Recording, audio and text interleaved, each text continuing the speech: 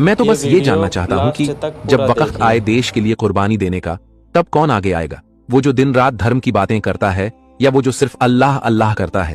कुर्बानी की बात कर रहे हो तो चलो इतिहास उठाकर देखते हैं। 1957 की आजादी की पहली लड़ाई में कौन था?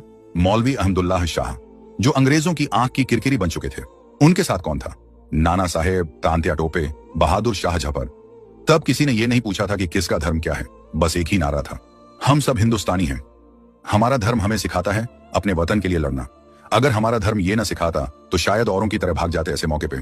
लेकिन इस्लाम ने सिखाया भागना नहीं है, लड़ना है वतन के लिए। तो बताओ हम ऐसे धर्म को कैसे भूल जाएं जो अपने देश के कुर्बान होना सिखाता है।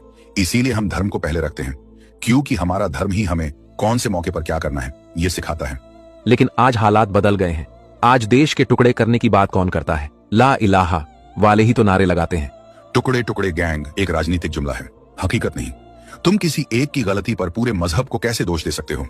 अगर एक डॉक्टर लापरवाह हो तो क्या पूरी डॉक्टरी झूठ हो जाती है? अगर कोई साधु बलात्कारी निकले तो क्या पूरा धर्म बदनाम होता है? तो फिर ये बताओ, जब देश का झंडा जलाया जाता है तो मुस्लिम चुप क्यों रहते हैं? ये सवाल तो तुम खुद से भी करो। जब किसी दलित को जिंदा जला दिया जाता है तब तुम कहां होते हो? जब गौ रक्षा के नाम पर किसी इंसान को पीट पीट कर मार दिया जाता है तब तुम क्यों चुप रहते हो? देश का झंडा सिर्फ कपड़ा नहीं है, लेकिन देश की जनता भी सिर्फ आंकड़े नहीं होती। अगर तुम किसी की जान धर्म के नाम पर लेते हो तो तुम झंडा नहीं, आदर्शों को जला रहे होते हो। लेकिन अगर तुम लोग वाकई वतन परस्त हो तो फिर पाकिस्तान जिंदाबाद जैसे नारे क्यों सुनाई देते हैं? क्योंकि नफरत इंसान के चेहरे नहीं, उसके इरादे पड़नी चाहिए। पाकिस्तान जिंदाबाद कहने वाले गिने चुने हैं, लेकिन देश के लिए मरने वाले लाखों मुसलमान हैं। क्या तुमने कभी अबुल कलाम आजाद, एपीजे अब्दुल कलाम या डॉक्टर हामिद अंसारी के मुंह से ऐसा कुछ सुना? नहीं ना। तो फिर पूरे मजहब को एक थाली में कैसे परोस सकते हो? देश का दुश्मन वो नहीं होता जो टोपी पहनता है। देश का दुश्मन वो होता है जो सोच पर ताले लगाता है, जो हर बात को हिंदू बनाम मुस्लिम बना देता है, जो हर बहस को देशभक्ति का टेस्ट बना देता है, पर खुद कभी संविधान नहीं पढ़ता। फिर भी मुझे तुम लोगों की नीयत पर शक है। इतना मजहब, इतनी पहचान, देश से ऊपर क्यों? तुम लोग इस सवाल का सीधा जवाब क्यों नहीं देते? तुम्हारे लिए पहले क्या है, देश या धर्म? तुम कहते हो देश पहले या धर्म, तो एक सीधा सा जवाब हमारे लिए इस्लाम पहले है। क्यों?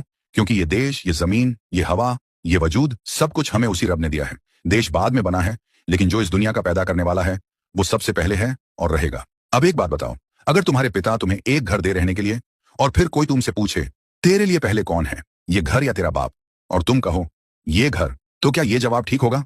नहीं, बिल्कुल नहीं। तो फिर जब अल्लाह ने हमें ये जमीन, ये देश, ये हर नेमत दी, तो हम कैसे उस रब को छोड़कर उसकी दी हुई चीज को ऊपर मान सकते हैं? हमारे लिए धर्म पहले है, क्योंकि हम वो लोग नहीं हैं जो अपने रब के दिए हुए उसूलों को किसी सियासी सवाल के आगे गिरवी रख दें। देश हमारी पहचान है, मगर ईमान हमारा वजूद है, और वजूद के बिना पहचान सिर्फ एक नकाब होता है।